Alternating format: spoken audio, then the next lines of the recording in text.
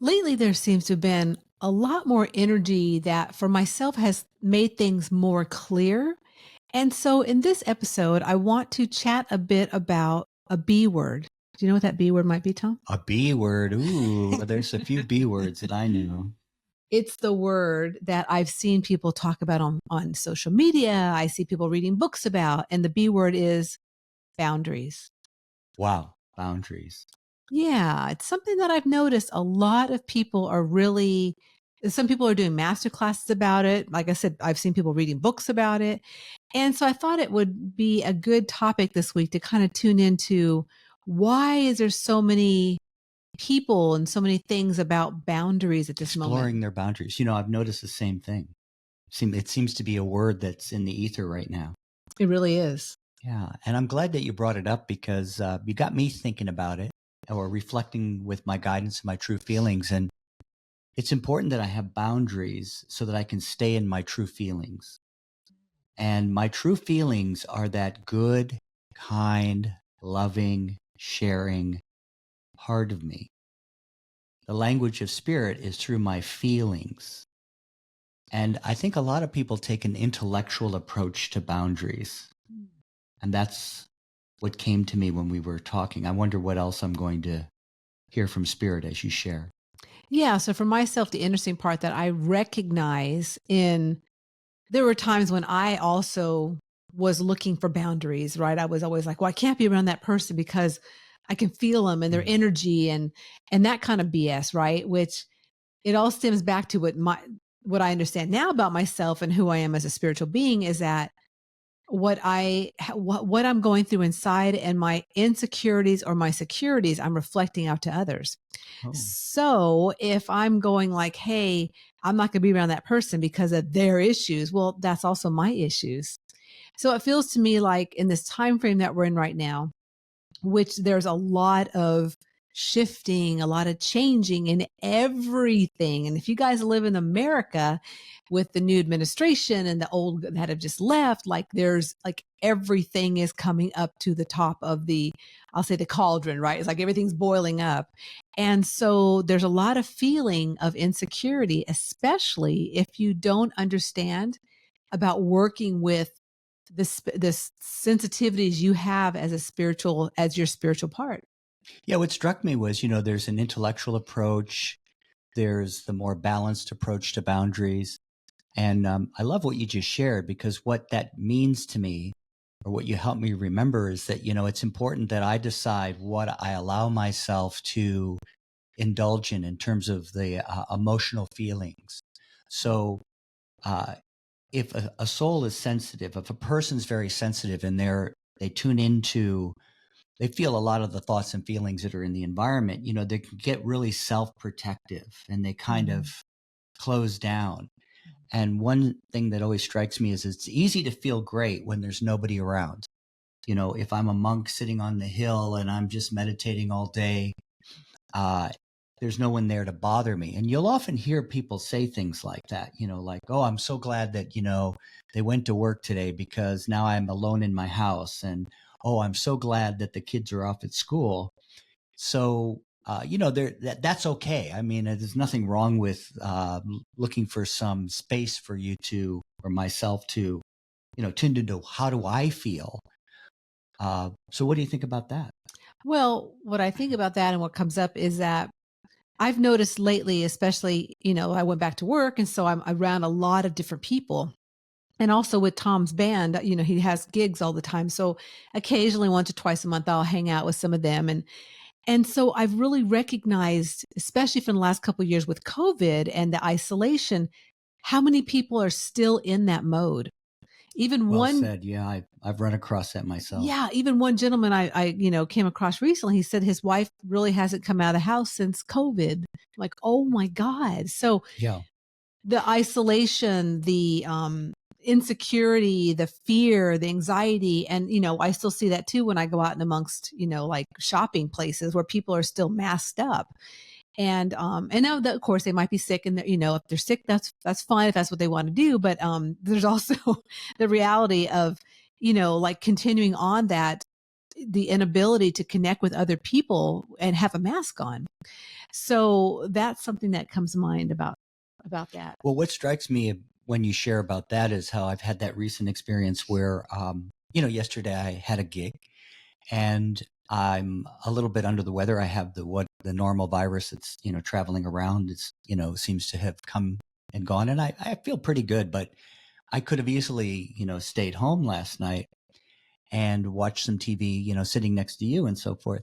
So, but when I got to the gig, the energy of being out and involved with people was really apparent to me and how great I Mhm. felt. And it was a great gig. There was a great crowd and we played well and I was playing with wonderful musicians. And, I pinch myself that I get that opportunity. But the key word for me is that involvement.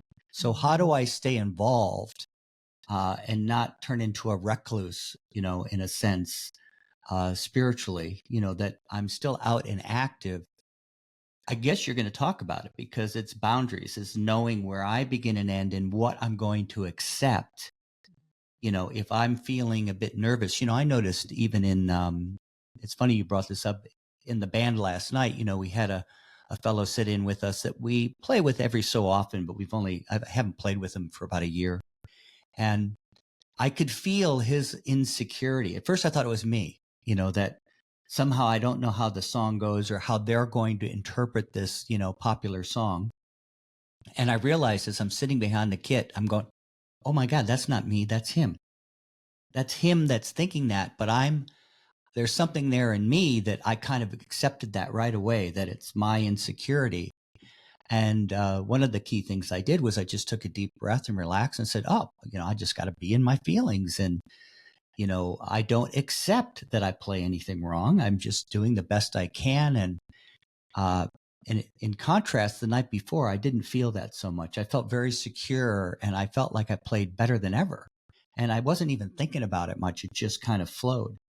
So to me, when I know I have secure boundaries or I set them for myself as to what I'm going, it's great to experience what that fellow, it's nice to know that, okay, he's feeling a bit like that. I don't have to take it all on board and get sucked into it. And I would even probably say further that a lot of the venues that we play in, there's all kinds of things that are going on with people, and one of the things that I do before I enter the gig is I spiritually cleanse my involvement. I don't try to change anybody else's experience or energy, but just cleanse the public areas and cleanse my involvement. And then when I leave, I make sure before I hit the road that I stop and cleanse. And I did that last night. It was pretty late. And right away, I just, practicing our cleansing technique, uh, I realized, wow, that like it does shift the energy. I'm not taking any energy home with me Mm. of somebody else's troubles, and we were in a casino. So, I'm sure there's people that have spent too much money and, Yeah. all Drinking too sorts of much. things that are going on emotionally for them. And I'm sensitive. So, how do you live in this environment or any environment if you're a sensitive soul? I know you have something to share on that. Yeah, I know that. So the boundary aspect comes back to really our sensitivity.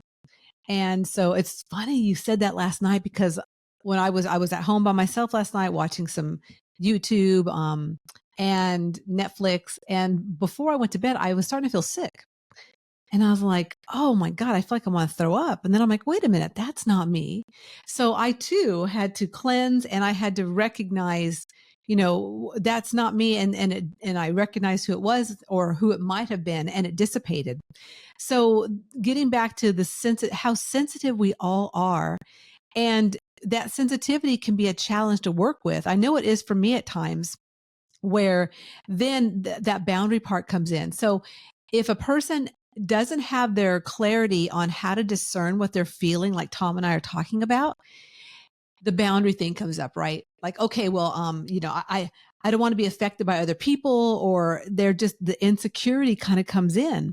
And, so years ago when I didn't understand how much I felt of other people walking around in my family, in places I was at, that's when I was really putting up the boundary issue and the boundary, the flags, the red flags everywhere. I don't want to be around anybody because of the boundaries and their energy. But it all stems back to me. So let's talk about some ways that people can work with. I know we mentioned the cleansing technique, which we can actually put a link to the video. We've got a wonderful video on YouTube, which shows the 3 types: our personal cleansing, the environment, and then the world cleansing. So we can put that link in the show notes. That's a really great place to start. But what's some other ways, Tom, that you work with the boundaries, your sensitivities that might support people? Well, as you were sharing, one of the key words that were coming to me from Spirit, and they were reminding me, and I even thought about it a bit before we started the podcast, was that it's been shared with me that if I have the facts, if I have what we refer to as the 4 W's, what, when, where, and why. And what I hear you saying is you took some time last night to discern, in other words, get the facts from your feelings, your impressions, is who is that you're picking up on? Is that me, not me? What percentage might that be me? Because I must have something there if I'm going to really absorb it, something in a concept. So, I've learned to check with my guidance, and this is where my spiritual helpers can really help me, is help with my discernment, help me unfold my discernment, through my 4 spiritual gifts, and then identify, what, when, where, why. And sometimes we draw a little square, where there's 4 sides, and it's what, when, where, and why. And it's a boundary. So in a way, when I have the facts, or when I do have the facts, I have a boundary. It's helping me set my boundary of what's me and not me. Now, what I had an old habit, and many, I'm sure people can relate to this, in that I would just accept the feeling like this must be me. I must be feeling this insecurity. Yep. Like I said, a simple little example. And even after all these years of working with spiritual things, I'm in new situations where I'm thinking it's me that's feeling insecure about playing the song. The truth about my true feelings, how I truly feel, not my concepts of I have to hit, a certain level, is with the folks that I play with, they're very creative. So you really have to use your sensitivity and just kind of wing it. It's almost, we play country, but it's like jazz country in a way. It's old country, but boy, if I'm not flexible, so I work with my sensitivity to kind of interpret, feel when I need to accent something or not accent something. And that's really fun. It's creativity. So when I know where I begin and end, with others, that's a way of setting a boundary, because I'm never going to walk into, I think I shared about this in a recent episode of Spiritual Perspectives, Discerning News. I've realized there's never going to be a utopia where everybody's going to be like the people around me that I want, and the house that I'm in, and I can gain those things for a period of time, but the environment's always, changing. Yeah, I guess the word that comes up for me as you're talking about, creating the getting the 4 W's and really creating your boundary for yourself is trust. So a lot of times when, we're mentioning how last night we were both feeling different things that weren't even us. And in the past, I didn't trust that. I didn't even know to trust that. But recognizing that as you do evolve in your spirituality and the spiritual part of you, how trust comes to play a huge part of it, because you can either trust those impressions, hunches, and insights that come in, and we talk about a lot of that with the 4 gifts in our Intuition Now classes that we offer each month. That's one of the main free master classes is about trusting those 4 aspects of your intuition. And so when you're able to go step into that realm of trusting, it makes discerning, and it makes your security within you feel more secure. And therefore, you don't have to go, I need to really set up all these boundaries. It's like it's done, because you trust what you're picking up on, you trust what you're feeling, and you trust, like Tom's saying, working with your spiritual helpers who are here to back you and, as a team. So that's the word that comes to my mind, is trust. Yeah, and I work with my helpers, not to tell me what to do, but just to recheck, is this my feeling? Is this how much of a percent? I would have attracted it because there's some percent there, but how much of a percent is this me? And usually they're like 3%. Oh, wow. Well, this isn't even my concern. My boundaries are my true feelings as well. When I get the facts that what, when, where, why, what do I really truly feel deep down? Get out of my head, get out of my emotions. And last night, what I tuned into really at the speed of light was, that's kind of coming from that direction. This fellow that hadn't played with us for a while, that feeling of, I don't know quite what they're going to play. But in fact, I knew in my feelings, like as I tuned into it, he's going to be okay. I mean, I could have picked up, hey, just communicate more clearly. What's the form of this song that we're going to play tonight? But I did at light speed. I tuned in and I went, oh, no, I don't need to say or do anything. Just now I know I can just relax a bit more, and that'll help as well. Is the more that I can be a healing influence as I just tune into my inner security, feel secure with my boundaries of my true feelings. I want to be in my true feelings, happy and free, relaxed, moving forward, all those positive, loving feelings rather than stuck in my emotions or intellect. That is so important. What you just said, Tom, is being able to tune into yourself and staying relaxed within and that healing force. So I think a lot of people also don't recognize the the power within, the ability to transform and support others by just being you, especially when you're secure within. That's really an important piece, right? Yeah, and I feel like spiritual evolution is really just evolving to live more from one, my spiritual thrust, which for me, it's to be happy and free. You have a different thrust, but it's that true love, that true concern, and true concern and true love also has an element of not only lending a helping hand, but also let people have their experiences so they can move through them and grow from their learning, stepping stones, their learning experiences and mistakes. Yeah. So I think that's a good place to stop, don't you think? It feels like it. It feels like it. It feels like it's a good ending to recognizing some things that you might have noticed around boundaries, around trusting your intuition, around being a healing force in the world, and also staying cleansed and working with that security within. Yeah. And if you want to know how to do that, a good start is working with some of the free videos that we offer through the Way Showers College, an affiliate of ours. That'll get you started or oriented to some of what we work with.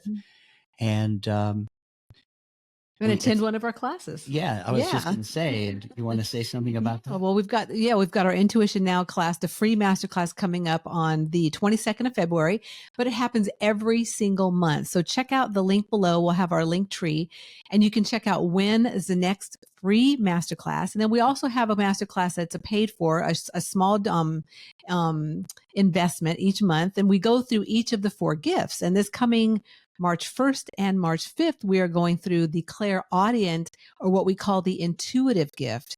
And each month we focus for 90 minutes just on that one ability. And the people that have come have been in awe of how simple it can be and profound, and also how to really amplify and embrace each of the gifts we have. So it's some good classes. When you work with, spirit and that truly, religion calls it a Holy Spirit, but when you work with that positive, high source of energy, it's a very healing, experience. And it's so simple. Simple and practical. That's what we like to do. We like to keep it simple, practical, and pass on the woo-woo. So keep practicing. Keep practicing. Exactly. Yeah. So thanks again for listening in to another episode of Enthusiastically Spiritual. We are so happy and honored that you listen in and or check us out on our TNT Spiritworks YouTube channel. And until next week, just remember that life is too short to not be enthusiastic about your unique journey. To keep the the enthusiasm going, please like, subscribe, or comment below. We would love to hear from you.